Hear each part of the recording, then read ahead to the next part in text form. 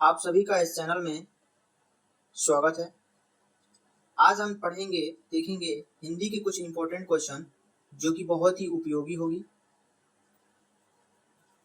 लेते हैं पहला सवाल फटाफट। पहला क्वेश्चन है कि निम्नलिखित में से कौन सा शब्द युग्म शुद्ध है। ठीक है, यहाँ पे दिया है ऑप्शन में हृदय, हृदय, हृदय, हृदय। ठीक है, इसका राइट आंसर होगा आपका option B is correct answer. ठीक है, चलिए अगला सवाल है। अगला सवाल है कि स्थावर शब्द का विलोम शब्द है क्या है। स्थूल है, जंगल है, जंगम है या फिर आपका सौम्य है। इसका राइट आंसर होगा आपका ऑप्शन सी जंगम। ठीक है, देखिए स्थूल का जो विलोम होगा आपका वो होगा आपका सूक्ष्म। क्या होगा? सूक्ष्म। ठीक है, और जो जंगल का है रेगिस्तान होगा, रेगिस्तान।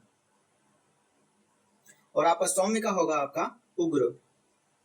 ठीक है, ये है आपका विलोम शब्द। अगला सवाल देखते हैं। अगला सवाल है कि पाहन शब्द किसका पर्यायवाची है। किसका है? पर्वत का है, पत्थर का है, पवन का है, पक्षी का। इसका राइट आंसर होगा आपका ऑप्शन बी पत्थर। ठीक है, देखिए पर्वत जो होता है, पत्थर जो होता है, इसका और भी पर्यायवाची शब्द हैं जैसे कि आपका पाहन हो गया, रोड़ा हो गया, गिट्टी, पाषाण, प्रस्तर, सिलिका, उपल, शिला, शैल, अस्म, बनौरी इत्यादि ये आपके पत्थर के पर्यायवाची शब्द हैं। चलिए अगला सवाल है। अगला सवाल कलई खुलना मुहावरा है। किसका है? काम चलाना, काम चलाना, बहुत दुख होना, भेद प्रकट होना और लास्ट है चौथा जो कि संतोष होना। इसका राइट आंसर होगा आपका ऑप्शन सी भेद प्रकट करना। अगला सवाल है। अगला सवाल है कि हिंदी प्रथम पत्रिका कौन सी है। उदत्त मार्तंड, अभ्युदय, हिंदी प्रदीप या फिर सरस्वती। इसका राइट आंसर होगा आपका उदत्त मार्तंड। चलिए अगला सवाल है। अगला सवाल है कि बिहारी सतसई में कुल कितने दोहे हैं। 713, 719, 715 या फिर 720। इसका राइट आंसर होगा आपका 715। अगला सवाल है। अगला सवाल कह रहा है कि किस कवि को जड़िया कवि कहा जाता है। क्या कहता है? जड़िया कवि। इसका ऑप्शन है बिहारी लाल, नंददास, भूषण या फिर घनानंद। इसका राइट आंसर होगा आपका नंददास। अगला सवाल है। अगला सवाल है कि बिहारी लाल किस लिए प्रसिद्ध हैं। सवैया, दोहा, बरवै या फिर उल्लाला। इसका राइट आंसर होगा आपका दोहा, इसके लिए आपका प्रसिद्ध है। अगला सवाल है। परुष शब्द का विलोम शब्द है क्या है। मधुर है, कठोर है या फिर कोमल है या फिर कटु है। इसका राइट आंसर होगा आपका ऑप्शन सी कोमल। अगला सवाल देखते हैं। अगला सवाल कह रहा है कि स्त्री के वश में रहने वाले के लिए एक शब्द क्या है। सामिस, स्त्रैण, स्थावर या फिर साध्य। इसका राइट आंसर होगा आपका स्त्रैण, स्त्री के वश में रहने वाले के लिए एक शब्द। चलिए अगला सवाल है। अगला सवाल कह रहा है कि आंखें पथरा जाना मुहावरा का अर्थ है आंखें थक जाना, मूर्ख या फिर कड़ी धूप होना या फिर फुर्ती न रहना। इसका राइट आंसर होगा आपका ऑप्शन ए। अगला सवाल है निम्नलिखित में से शुद्ध वर्तनी वाला शब्द नहीं है। क्या नहीं है? शुद्ध वर्तनी शब्द नहीं है।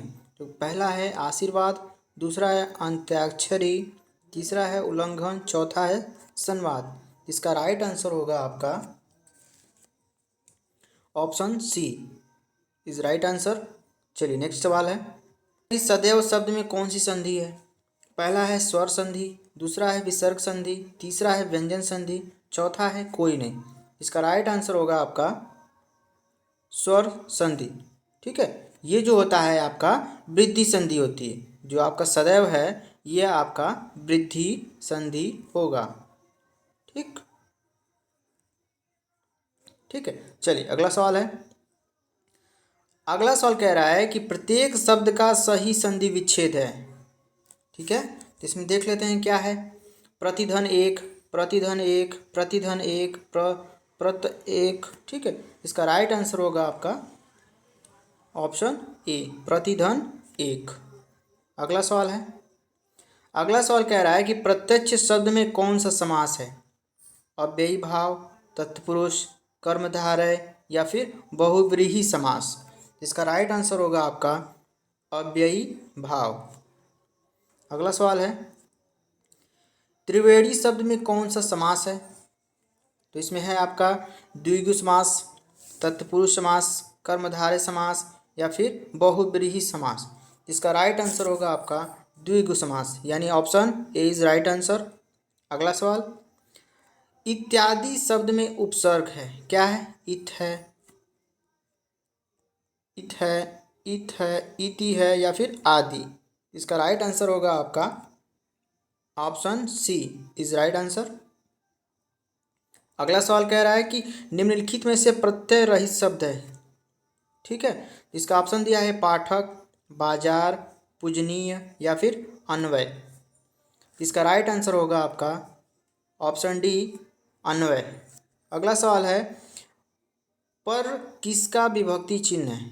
कर्ता कारक का, अधिकरण, अपादान या फिर करण कारक। इसका राइट आंसर होगा आपका अधिकरण, option B is right answer. Next सवाल है, हिमालय गंगा से निकलती है, इसमें कौन सा कारक है? कर्ता कारक है, कर्म कारक, करण, अपादान कारक, ठीक है। तो इसका राइट आंसर होगा आपका अपादान कारक, ऑप्शन राइट डी ऑप्शन।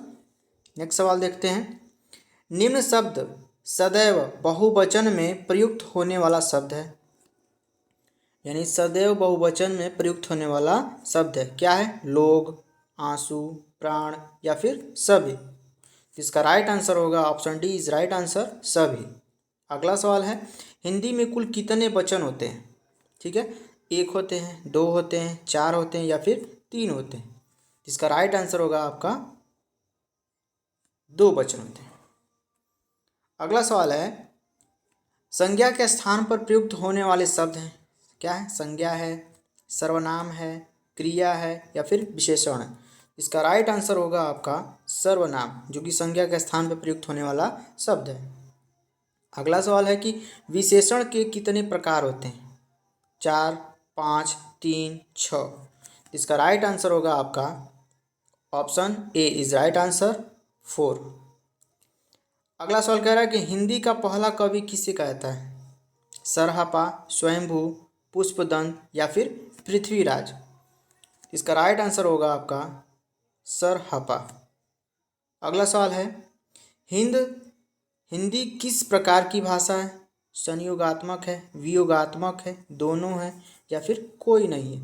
इसका राइट आंसर होगा आपका वियोगात्मक होगा, ऑप्शन राइट बी ऑप्शन, ठीक। अगला सवाल है, किस बोली का विकास अर्धमागधी से हुआ? किससे? अर्धमागधी से। तो पहला है खड़ी बोली, भोजपुरी, अवधी, कुमाऊनी। इसका राइट आंसर होगा आपका अवधी, ठीक है। चलिए अगला सवाल है, अगला सवाल कह रहा है कि अष्टछाप की स्थापना कब हुई थी? 1560 ईस्वी में, 1595 में, 1565 में या फिर 1570 में। इसका राइट आंसर होगा आपका 1565 ईस्वी में हुआ था। अगला सवाल कह रहा है कि अद्वैतवाद के प्रवर्तक माना जाता है माधवाचार्य, शंकराचार्य, निम्बकाचार्य या फिर सभी। इसका राइट आंसर होगा आपका शंकराचार्य। लास्ट वन क्लास देख लेते हैं, लास्ट वन क्वेश्चन, जो कबीरदास किसके शिष्य थे? रामानंद, शेख तकी, दोनों या फिर शंकराचार्य। तो इसका राइट आंसर होगा आपका दोनों, ठीक है। तो ये रहा आपके कुछ महत्वपूर्ण क्वेश्चन जो कि बहुत ही उपयोगी होंगे आपके लिए। धन्यवाद।